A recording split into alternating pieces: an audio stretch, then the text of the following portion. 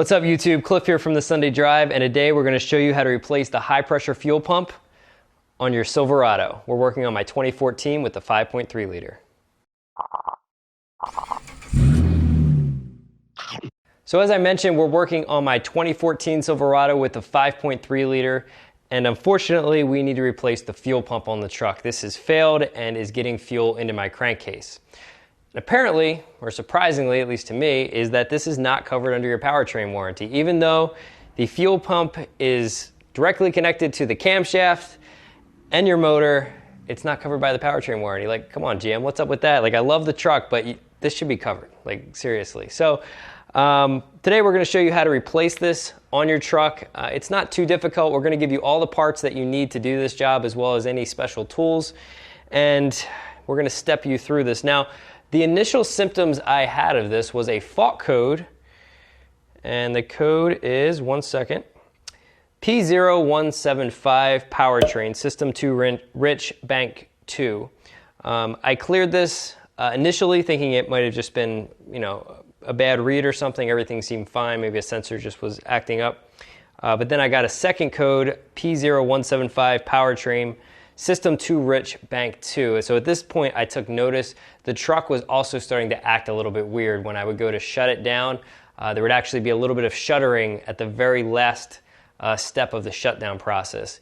I took it to my dealer to verify what the problem was. I had a pretty good idea it was the fuel pump at this time after doing a little bit of research, and they did confirm that the fuel pump had indeed failed, and then proceeded to inform me that this was not covered under the warranty, which again I was very surprised by. But we have a new fuel pump here to put in today, so we're going to show you how to do that. So let's go through all the parts that we're going to need for this installation, and I will have all of these part numbers listed in the description of this video. Up first, we obviously have the fuel pump, but this is not the only part that you need for this job. You also need one of the fuel lines, which you see here, as well as the intake manifold gaskets and the throttle body gasket. These are all the parts that GM recommended for this job, so I wanted to make sure I had them all ahead of time, and we're going to get started. We're going to remove this portion of your intake right here. There's a line on each side that you need to disconnect. Just press up from the bottom and pull that off. We have one on the other side. This one you're going to press down from the top and pull right off. Disconnect the two hose clamps. You can use either an 8mm socket or a flathead wrench. There's one right here at the throttle body, and there's one right here next to the airbox.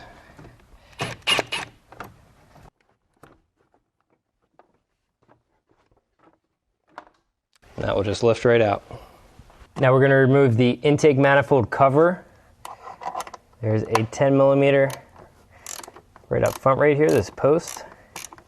I don't really know why this is a post. If you guys know why it is, you can comment. Maybe there's a cover or something for some of these, I don't know. There's a second post right over here. This is also 10mm. This wire loom is connected to the cover right here. Right in the back driver's side corner is a 10mm bolt.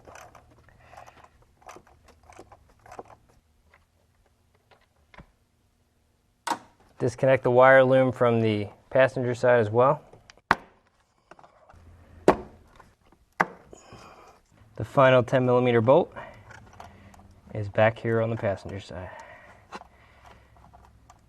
They really have something in the back holding it. It's like the wire loom go around the back. All right, so at this point we tried to remove the cover. I have the 4 bolts removed, as you guys just saw. I unclipped the harness on both sides of the cover as well. Unfortunately, the harness that goes to all your injectors on both sides is connected to the back of the cover, so you can't really pull it out easily. I reached around to the back.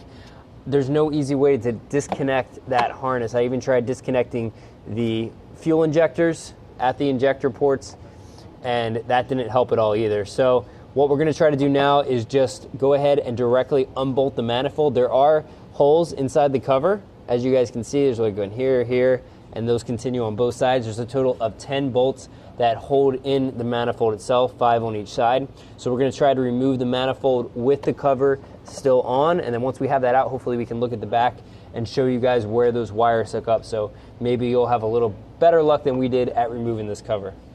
So these are all 10 millimeter.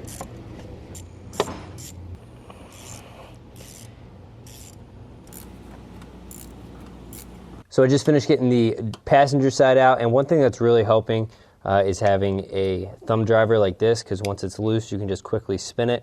Once you're all the way back there, there's not a lot of clearance between the bolt and the top of the firewall right here.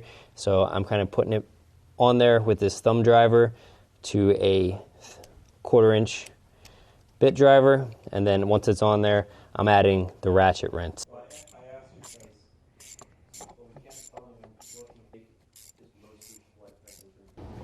I'm going to disconnect the connections going into the throttle body right here. We're going to leave the throttle body connected. So we got one right there. You just got to press down on that tab. There you go. Then just like those 2 connections we removed from the intake, we're going to have another one of those connections right here. Pop this red tab out on this side and then squeeze, and that will slide off right there.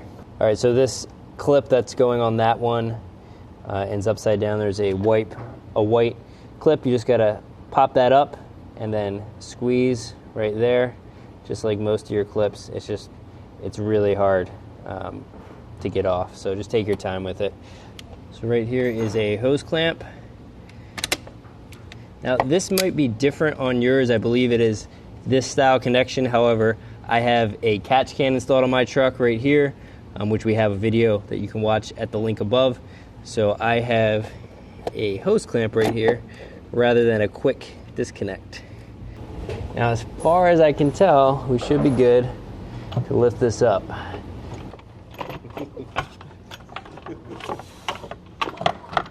It's a boy! And the cover is still in here. And that easily, you can remove your cover. So what they have back there, Pete, if you want to zoom in on that, is that whole harness is connected to the back of the cover that looks just like the intake manifold. If I hadn't actually unscrewed this from the manifold itself, when I went to pull the manifold out, I would have been jammed up because this would have been connected to those, and that would have held everything in. So you do need to undo those 4 bolts on here. You could potentially just leave this inside and then slide your manifold back in underneath of it. However, that is extremely annoying. So this is off. I'm definitely not reconnecting those grommets to the back of the motor here because I want to be able to remove this a lot easier in the future. Fuel pump. All right, so we're going to pull this foam out right here to reveal the fuel line. Just be careful you don't tear this as you pull it out. All right.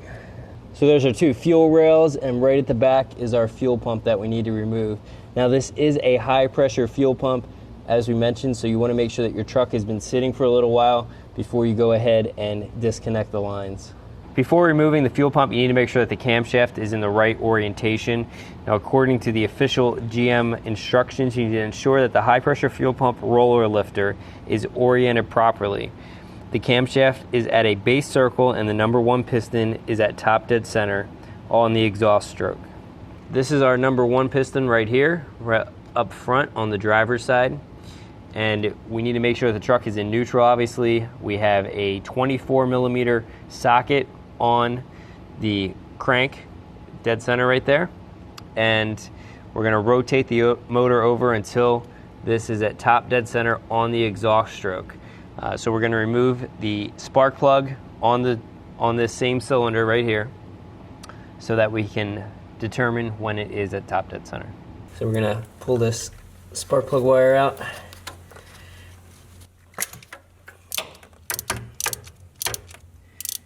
This is just a standard 5/8 spark plug socket. So we just finished finding top dead center of the exhaust stroke on cylinder 1 right here, which is the front driver's side. We put a 24 millimeter socket down on the crankshaft, and we rotated that using a ratchet. We also removed the spark plug, as you guys saw, and then we stuck a long thin pick tool in there so that we could find top dead center of the piston as it moved up and down.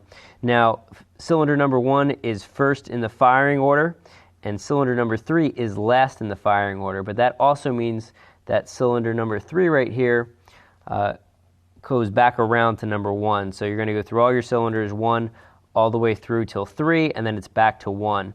So we kind of compared these two valves, opening and closing, to determine when we were on the exhaust stroke of cylinder 1 and not the compression stroke.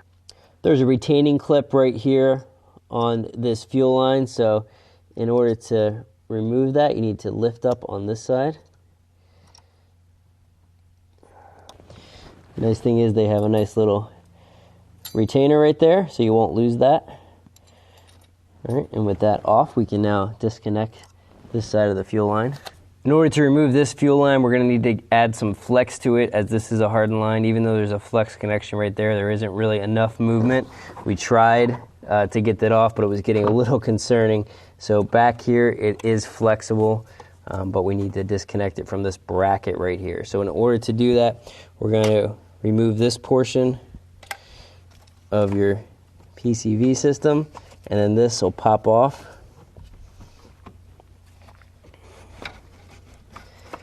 And get that out of the way. Got it down enough. Now we can access that with a 10 millimeter. And you do want to make sure you keep these covered. You don't want anything falling down inside there. So now you're going to want to use a 1/2-inch fuel line remover tool. I'll show you this real quick. It just looks like that. Basically, you're going to slide this end up into that fuel line connection.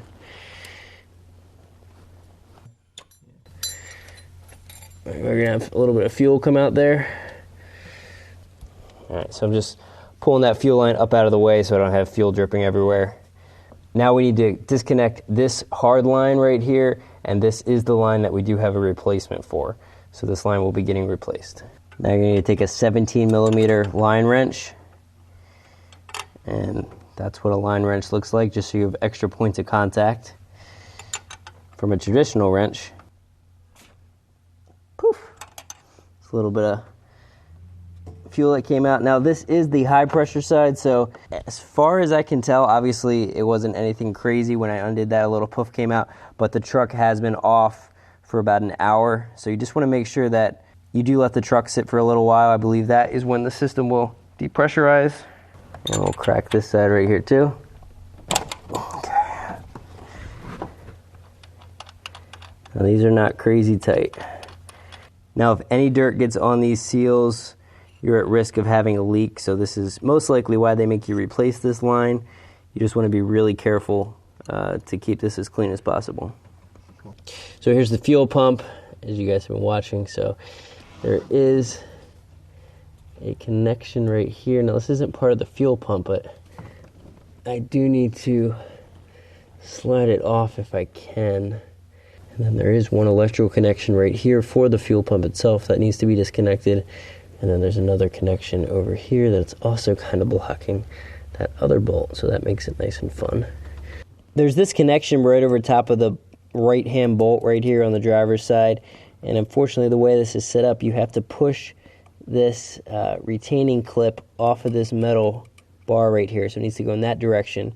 However, the injector line, or the wires running to your injectors, are holding it too tight. So there's Velcro straps that hold the injector line to the fuel rail, and if you unclip these 3 injectors, there is a red tab you pop up, and then you squeeze on the black, and these will pull out, and that will give you enough slack to slide this clip off of this bracket. And there's a tab on the outside here in the middle you got to pop up, and then you can slide this off like so. And I did disconnect the other side of this to get it out of the way. All right, now we should have access to both of these bolts.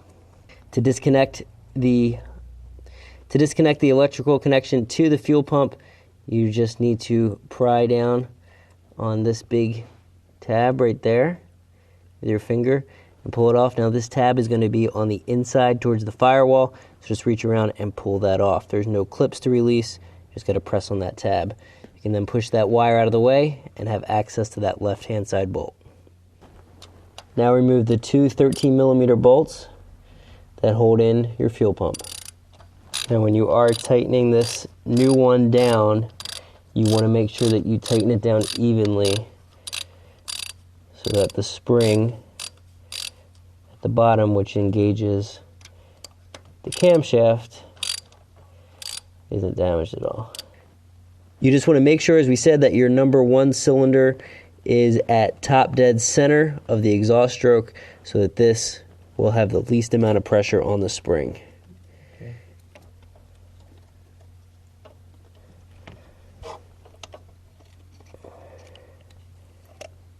So there it is, one faulty fuel pump.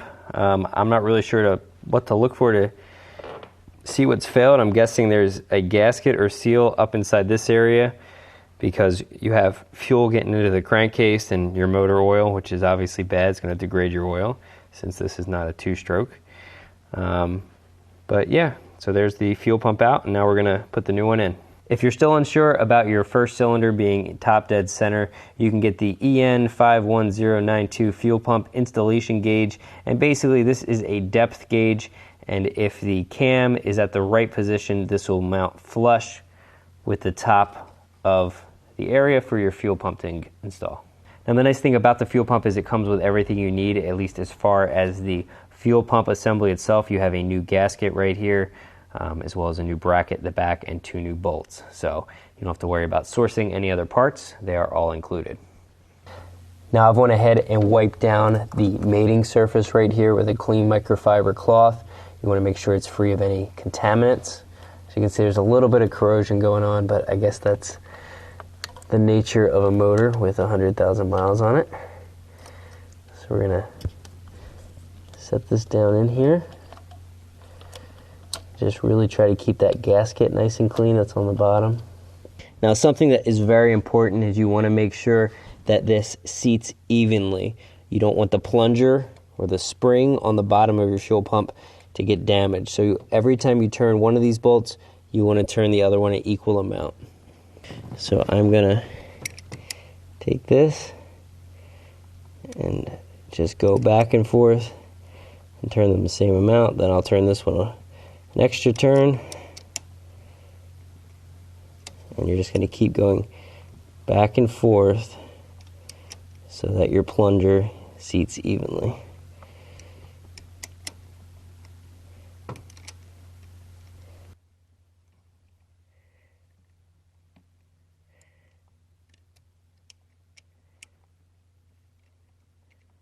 I'm just going to use the head of the ratchet to make sure I'm using minimal torque.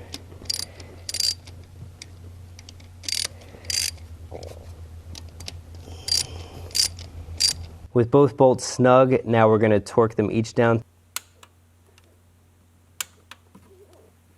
Now GM recommends replacing this high pressure fuel line when changing your fuel pump. So we're going to follow that recommendation. Again, this is a 17mm. Gonna line them up and snug them up right away so they can't fall off.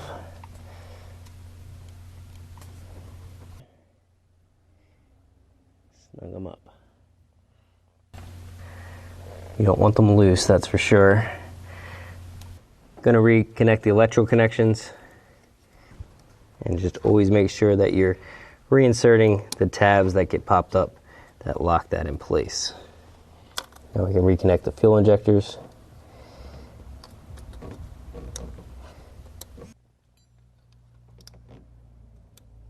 And then you have the connection on your fuel pump itself. And now we can redo this other fuel line and then reinstall the lock.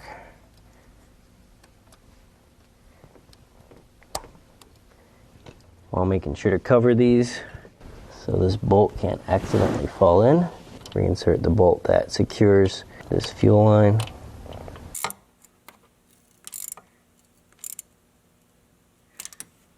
Pop this cover back in place. Reinstall your oil cap. And you can reinstall this line we disconnected earlier. Now I just quickly vacuumed off this area to get off any debris or dirt that accumulated while we were working. And now we can go ahead and reinstall this, I guess, sound deadening material. I believe that's what this is in here for. Now GM recommends that you replace all of your intake gaskets when you do your fuel pump. I believe they want you to replace this anytime you remove your intake, because these can obviously get damaged as you're pulling your intake manifold out. So it's a good time to do it anyway, since we have it out. Now luckily these do get held in here, so you don't have to worry about them falling out as you go to install it. Now GM also recommended replacing the throttle body gasket. The way that we removed this, we did not have to touch the throttle body, so there's no need to replace that gasket. However, if you did remove the throttle body, you might as well go ahead and replace the gasket at the same time, since you already have it off. And as we mentioned at the beginning of the video, parts that we're using tonight will be in the description of this video.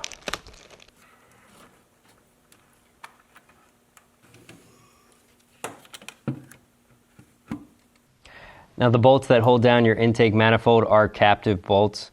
I say that with a caveat because obviously we have them out. When you flip your intake manifold upside down, a lot of these will actually fall out. The way to reinstall them is simply placing them in at an angle like this. If you try to come straight up, they're going to be locked, but they will come out on an angle like so. So here's the official GM tightening sequence. Basically, as you can see, you're starting here with number 1, 2, 3, 4. You're kind of going from the middle outward all the way up through number 10. And turning the page here, on our first pass, we want to tighten everything down to 5 Newton meters or 44 inch-pounds.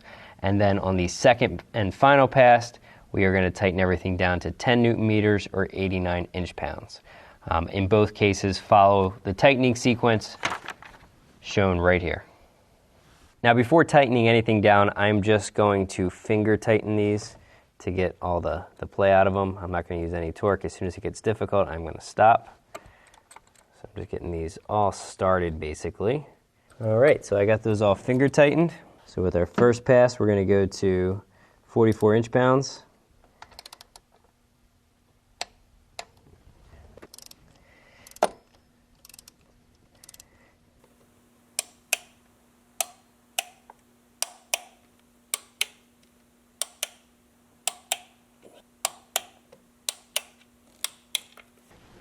Reconnect your electrical connection right here. Now I'm going to leave the cover off of my intake manifold. Number one, they look identical, but besides that, I know I'm going to have to get back in here in the near future because I'm going to be replacing the camshaft.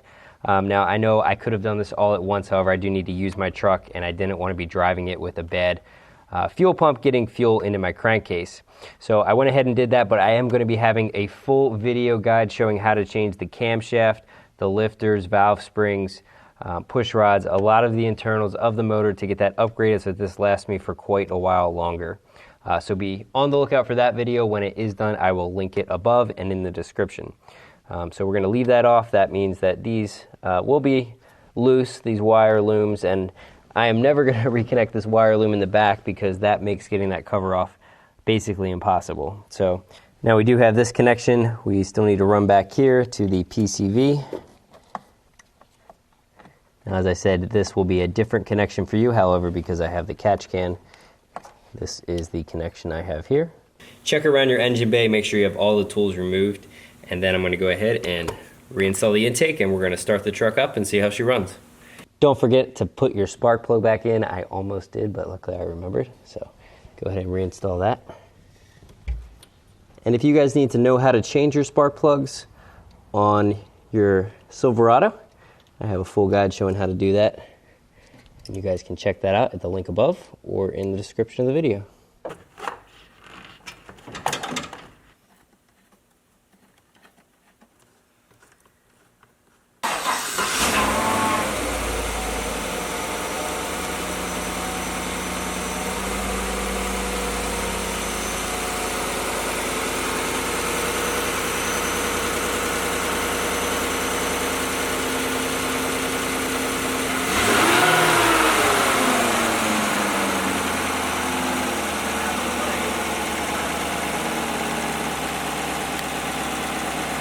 So I just got the truck started and I'm super pumped because everything seems to be working. Now there is a code I need to check and clear out. Now I did read online there most likely would be one that you have to clear once you're done this installation. Also, the first time I went to crank the truck over, because the fuel had not went into those new lines we just installed and some of it had drained out of the other line, it did not want to start right away. It just cranked over, but just prime the system and then go to start it again and it should start right up. If you guys have any comments or questions, please leave them below. And one pro tip when doing this, remove your front valance here, because being able to get up on top of this bar right here just made it a lot easier getting back into the motor. And if you had that valance here, you would definitely crack it by putting your weight on it. So obviously be smart and careful what areas you're stepping on in your truck. Having a ladder or some sawhorses to step up in and out of makes this job a lot easier. So if you guys enjoyed the video and it was helpful, please give it a thumbs up and subscribe to the channel if you're not subscribed already. We have a lot of content up on the Silverado. Hope to see you guys here next time. Hit that bell notification so you stay notified of our latest videos, and thanks so much for watching.